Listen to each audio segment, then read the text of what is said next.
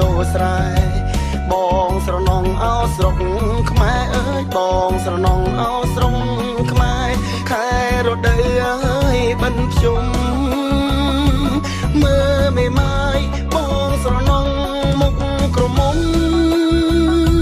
សែនកំសត់អើយខ្លះការចោលខ្ញុំចង់តែយំខ្ញុំចង់តែស្រែកសំណោះនំគមអើយនំគមអស្នោដងណែស្រណោះអនសមអើយអនសមអស្នោជេកបងនឹកអូនណាយខ្លាំងពេកថាបងនឹកអូនណាយខ្លាំងពេកទេសំណងអើយជើងទូ